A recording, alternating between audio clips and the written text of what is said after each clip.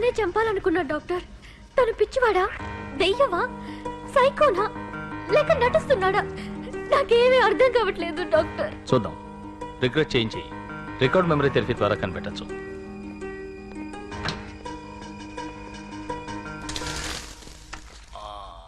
చెప్పండి mister Ramanujam, are you feeling comfortable?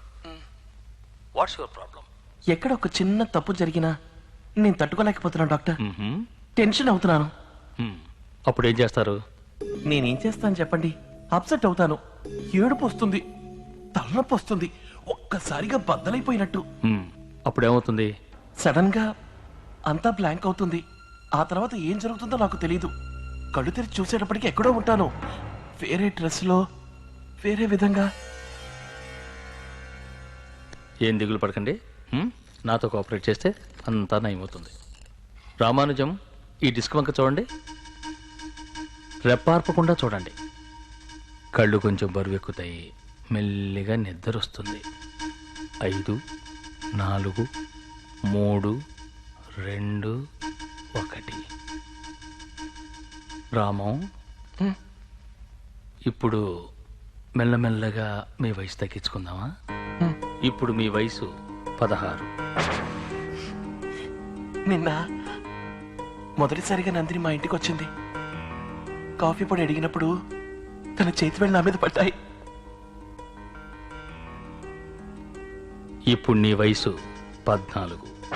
9వ class చదువుతుండగా typhoid. 10. విద్య. విద్య ఎవరు? చెల్లెలు.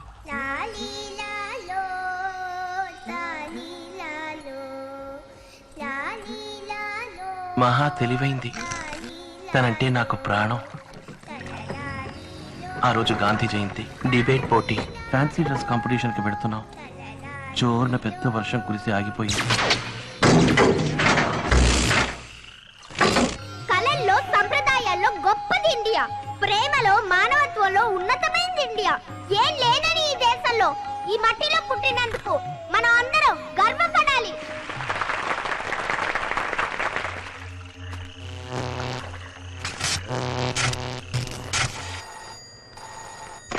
హలో, ఇక్కడ నెహ్రూ నగర్ 3వ క్రాస్ రోడ్ లో కరెంటు తీగ తెగి వేలాడుతోంది. లైన్ మ్యాన్ టీ తాడానికి వెళ్ళాడు, రాగానే చెప్తాను.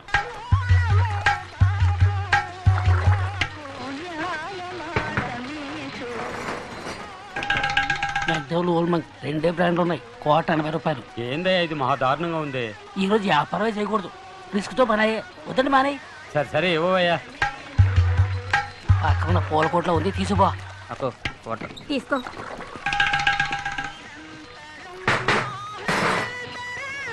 సార్, ఇవాళ కొట్టు లీవ్ కదా సార్. ఊరికి యాక్ట్ చేయకరా. మూసేసి పూల కొట్లు బ్లాక్ అమ్మడం నాకు తెలియదు అనుకుంటున్నావా? మన ఇండియా వంటి దేశం ఎక్కడైనా ఉందా? ఇండియన్స్ వంటి కఠిన శ్రామికులు ఎక్కడైనా ఉన్నారా? గాంధీ జయంతికి అందరికీ లీవ్ ఇస్తారు, మాకు మాత్రం ఇవ్వని అంటారు. అందులోనూ వానాకాలం వచ్చిందంటే చాలు 5 నిమిషాలకు ఒక ఫోను, కరెంట్ అక్కడ కట్టు ఇక్కడ కట్టు అని ప్రాణాలు చేస్తున్నారు. లైన్ మీద వచ్చాడా లేదా? తీగ తీగి వేలాడుతుందండి, ఎవరికైనా తగిలితే చచ్చిపో. హలో,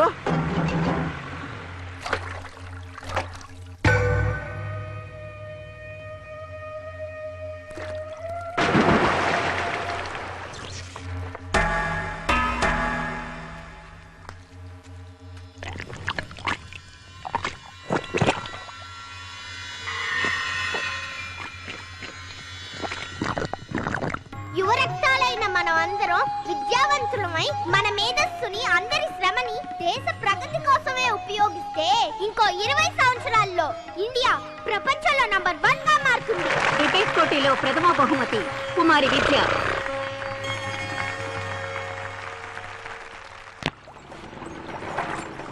రిక్షా తాత, ఏం నో ఎంట్రీలో వెళ్తున్నావు? తప్పు. కరెంట్ రూట్ లో వెళ్తే చుట్టూ తిరగలుగుతలే.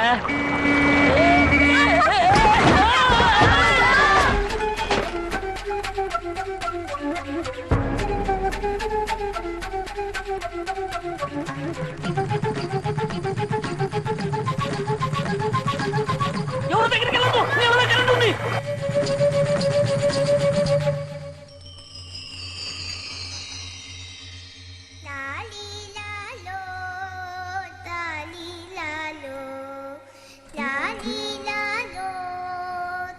లాలో, తలలాలిలో, లాలిలాలో.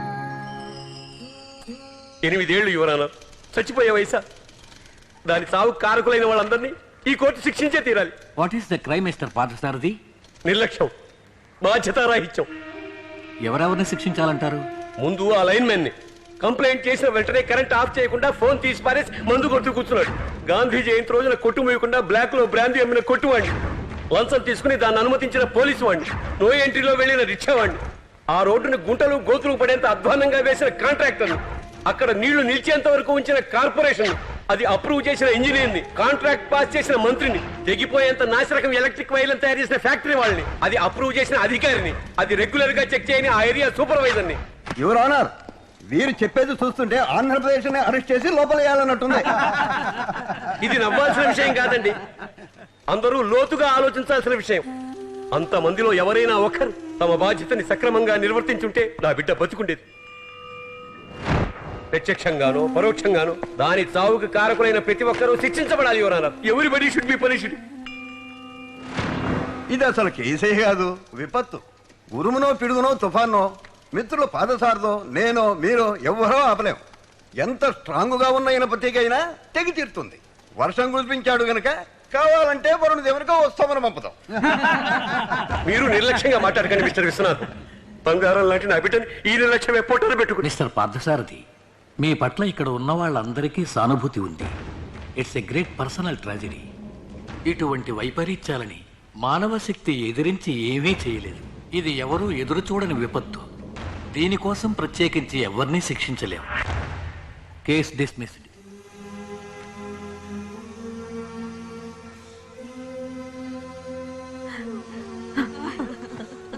అయ్యో,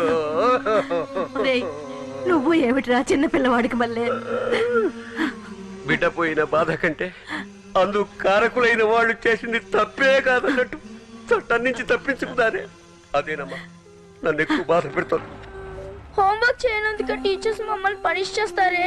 వాళ్ళు ఒక్కళ్ళు కూడా సవ్యంగా ఆఫీస్ పని చేయలేదు. వాళ్ళకి పనిష్మెంట్ ఉంటుందా బామ్మ? నువ్వు అలా అనుకోకరా రాము. భగవంతుడు అన్నీ చూస్తూనే ఉంటాడు. నరకంలో వైతరిణి నది ఒడ్డున వాళ్ళకి ఖచ్చితంగా శిక్ష ఉంటుంది. ఏం శిక్ష బామ్మ? చిత్రగుప్తుడు అని ఒకడు నువ్వు చేసే మంచికి చెడుకి అన్నిటికీ యమలోకంలో లెక్కలు వేస్తూ ఉంటాడు. యమధర్మరాజు ఆజ్ఞ ప్రకారం వాళ్ళు చేసిన పాపాలకు తగ్గట్టు అప్పటికప్పుడే శిక్ష విధిస్తాడు. తనువుతో చేసిన పాపాలకి తనువుతోనూ, మాటలతో చేసిన పాపాలకి మాటలతోనూ, మనసుతో చేసిన పాపాలకి మనసుతోనూ శిక్ష అనుభవించే తీరాలి.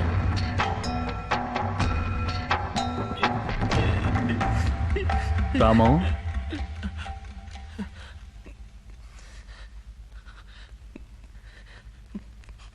కొంతమంది నిర్లక్ష్యం వల్లే నా చెల్లెలకి గతి పట్టింది. అలాగే నా నిర్లక్ష్యం వల్ల ఏ ప్రాణికి ప్రమాదం కలగకూడదని నేను అన్ని విషయాలను కరెక్ట్గా ఉండాలని దృఢ నిర్ణయం తీసుకున్నాను.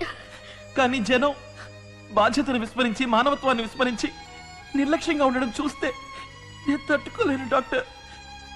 ఏడుపు వస్తుంది, తలనొప్పి వస్తుంది, మైకం వస్తుంది. ఆ తర్వాత ఏం జరుగుతుంది తెలియదు. నీవేదో అవుతావు. ఆలోచించు, డీప్ గా ఆలోచించు. బద్దలైపోతున్నట్టు ఉంటుంది. సరే సరే సరే సరే ఆ తర్వాత ఒళ్ళంతా చెమట పట్టేస్తుంది. సరే ఓకే, ఆ తర్వాత ఏమవుతుంది? ఆ తర్వాత తెలియదే. Ramam, I know you can. Come on, think. తెలీదు. నొప్పొచ్చిన తర్వాత చెప్పు. డాక్టర్, రామానెందుకు అడిగి ఇబ్బంది పెడతావు?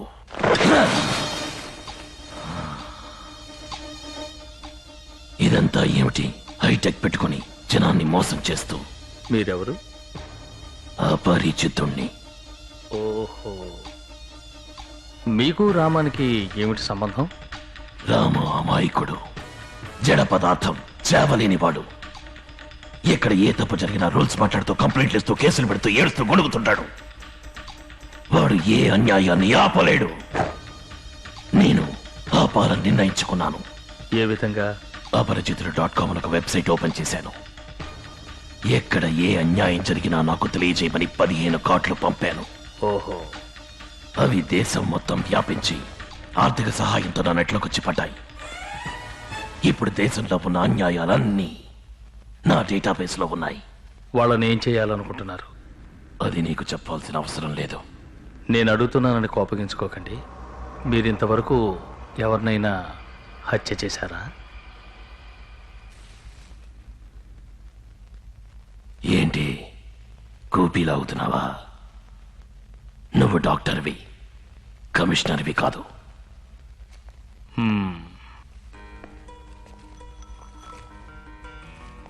దీన్ని చూస్తే మీకు ఏమనిపిస్తుంది?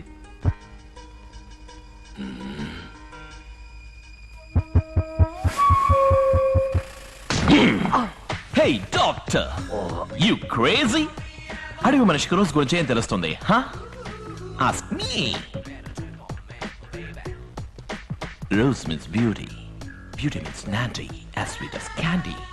మీరు Dude, I'm Remo Rampwalk Model Rose Salad Gentle Lovers Dude. రామానికి మీకు ఏమిటి? Ramam, cash. Ramam is a useless fellow. Nandini 8 ఏళ్ళుగా లవ్ చేస్తున్నాడు. అది ఎలా ఎక్స్ప్రెస్ చేయాలో తెలియక తనలోనే దాచుకుని అప్లికేషన్ పెట్టి చెడగొట్టుకుని సూసైడ్ వరకు వెళ్ళాడు. అప్పుడే నేను వచ్చాను.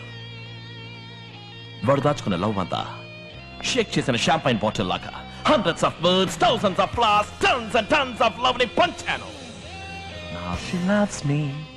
You love a woman, just tell her that she's the one. Da-da-da-da-da-da. She needs somebody to tell her that Remo, మీ ప్రేమ ఖర్చులకు డబ్బెలా వచ్చింది? సింపుల్. రామ ఇంటి పత్రాన్ని తాకట్టు పెట్టాను. It's all for love, all for love. You love a woman, tell her that she's really wanted. Da-da-da-da-da-da. Doctor Bruce, what do you think? Confirmed. It's multiple personality disorder. He's not acting. వారు చెప్పేది multiple personality disorder అంటే ఒకే మనిషిలో పలు రకాల మనుషులు ఉన్నట్టన్నమాట.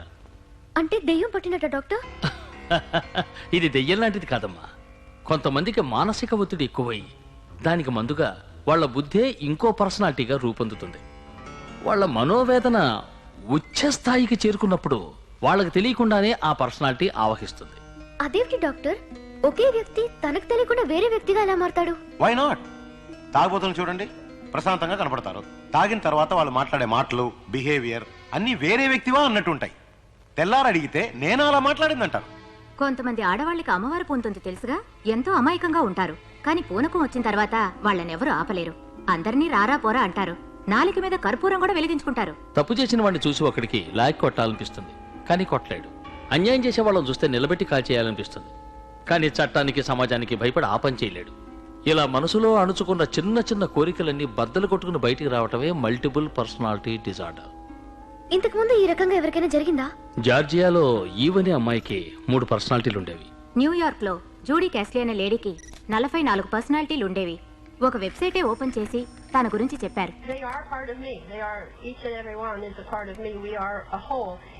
ఇది రామంకి తెలుసా doctor? రామంకి తనలో 2 పర్సనాలిటీస్ ఉన్న విషయం తెలియనే తెలియదు. కానీ అపరిచితుడికి రెమోకి రామం వేరే వ్యక్తిగా తెలుసు. ఈ పర్సనాలిటీలో వస్తే ఎంతసేపు ఉంటాయి డాక్టర్? 1 నిమిషం, 1 రోజు, 1 వారం కూడా ఉండొచ్చు. కానీ మారి మారి వస్తూ ఉంటాయి. ఎప్పుడు వస్తాయో ఎప్పుడు వెళ్తాయో చెప్పలేం. దీన్ని నయం చేయడం కుదరదా డాక్టర్? కుదురుతుంది. 1 సంవత్సరం పట్టొచ్చు, 2 ఏళ్ళు పట్టొచ్చు, 6 ఏళ్ళు కూడా పట్టొచ్చు. కానీ అది ఖచ్చితంగా చెప్పలేం. ఏం డాక్టర్? ఎప్పుడు రామంకి అణిచి ఉంచుకున్న కోరికలు నెరవేరుతాయో, ఆ పర్సనాలిటీస్ రావడానికి అవసరం లేకుండా పోతుందో అప్పుడు వాటికి అవే తొలిగిపోతాయి. మీరనేది? ఇప్పుడు నువ్వు నిజంగానే రామన్ని లవ్ చేసావే అనుకో, రెమోగా రావాల్సిన అవసరం లేకుండా పోతుంది. రెమో అంతర్ధానం నీ చేతుల్లో ఉంది. అపరిచితుడు దేశం చేతుల్లో ఉంది. ఎవరు ఏ తప్పు చేయకుండా ఉంటే అపరిచితుడు అంతర్ధానం అవుతాడు. మళ్ళీ నన్ను చంపడానికి వస్తాడా డాక్టర్? తప్పకుండా. అయ్యో, భయపడుకో. గవర్నమెంట్ను మోసం చేయకుండా సవ్యంగా ట్యాక్స్ కడితే వదిలేస్తాడు. ఇది కొంచెం క్లిష్టమైన కేసు. వచ్చే వారం తీసుకురా, ఇంకో సెషన్ పెడదాం. అంతవరకు రామానికి తెలియనివ్వకు.